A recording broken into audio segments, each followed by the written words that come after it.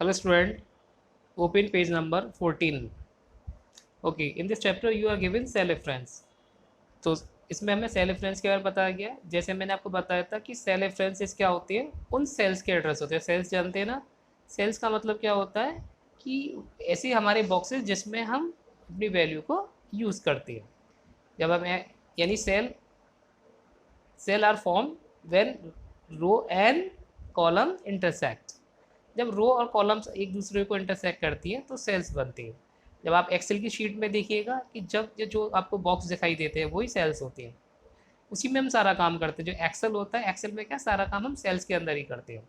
Okay, तो cell reference क्या है? ये एड्रेस होता है उन सेल्स का जो जिनमें क्या होती है, कैलकुलेशन में यूज़ होने वाली वैल्यूज़ स्टोर होती है। या जिस यानी इसका मतलब ये कह सकते हैं कि जो हम कभी कोई फार्मूला यूज़ करते हैं, कोई कैलकुलेशन करते हैं एक्सेल में, तो उस कैलकुलेशन में जो वैल्यू यूज़ हो रही है और वो जो वैल्यू किन सेल्स में, उन सेल्स का एड्रेस ही क्या कहलाता है? सेल रेफरेंस कहलाता है। जैसे टेबल में देखिए आप कि हमने देखा कि कॉलम बी में, कॉलम बी और रो टू, तो जो कॉलम बी और रो टू में जो वैल्यू स्टोर होगी तो उस सेल का जो एड्रेस होगा यानी सेल रेफरेंस क्या होगा? बी टू होगा।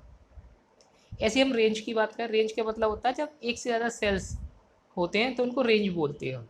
ठीक है, यानी कि range is the group of cells. तो जो हमने अगर रेंज देखी कॉलम ए की और रो वन की, कहाँ तक? 20 तक, तो इसका जो सेल रेफरेंस लिखा जाएगा वो लिखा जाएगा A1 कॉलन A20।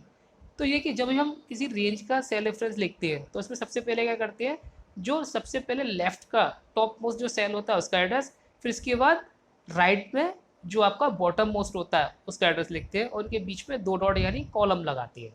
ठीक है, अब आएंगे हम ऑपरेटर्स एंड देयर प्रीसीडेंस के ऊपर।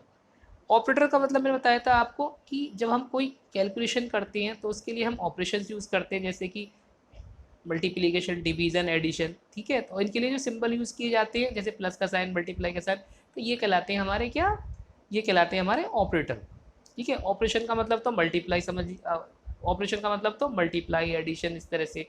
और ऑपरेटर का मतलब ये जो सिंबल या साइन लगाते हैं, जैसे मल्टीप्लाई का साइन, प्लस का साइन, ये ऑपरेटर कहलाते हैं।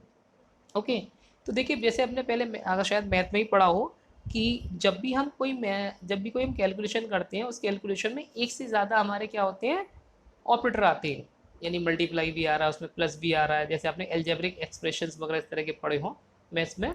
ठीक है ना, तो उसमें किसमें क्या होता है कि जब ऐसी है हमारे पास क्या होता है कंप्यूटर में भी, जब एक से ज़्यादा ऑपरेशंस होते हैं, यानी कि किसी फॉर्मूले में प्लस भी करना है, मल्टीप्लाई भी करना है, डिवाइड भी करना है, एक्सपोनेंट का मतलब पावर होता है, ये यूज़ करना होता है, तो हम इसे क्या, किसी भी ऐसे नहीं कि हम पहले कोई भी ऑपरेशन परफॉर्म कर लें।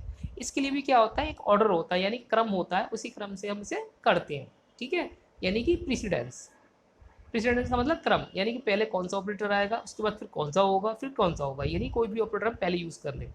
तो इसके लिए जो हमें सबसे पहले यूज़ करते हैं हम ब्रैकेट, यानी पहले ब्रैकेट की जो वैल्यू है वो सॉल्व होगी। नेक्स्ट पावर, पावर का मतलब एक्सपोनेंट। थर्ड हमारा होगा मल्टीप्लिकेशन या डिवीज़न। अगर मल्टीप्लिकेशन डिवीज़न का कोई भी आ रहा है या दोनों आ रहे हैं तो सबसे पहले लेफ्ट साइड से जो पहले आएगा वो करेंगे। अगर पहले लेफ्ट में मल्टीप्लिकेशन आया तो मल्टीप्लिकेशन करेंगे, अगर डिवीज़न आया तो डिवीज़न करेंगे। इसके बाद नेक्स्ट है फिर हमारा एडिशन और सब्ट्रैक्शन, ये भी इसी तरीके से है। अगर लेफ्ट में जो पहले आएगा पहले वो परफॉर्म करेंगे। ठीक है, सो अभी आप क्या देखिए, नेक्स्ट पेज में ये एग्जाम्पल दिया हुआ है, तो इसमें क्या है, सबसे पहले देखिए हमने ब्रैकेट यूज़ किया है यानी सॉल्व किया, उसके बाद फिर हमने सेकंड वाला पार्ट यानी एक्सपोनेंट पावर यूज़ किया है, उसके बाद फिर हमने क्या किया, सब्ट्रैक्शन यूज़ किया है, और फिर हमने एडिशन यूज़ किया है। Understood? Okay student, if you have any problem then you can ask. Okay, and next part will be discussed in next videos. Thank you and have a nice day.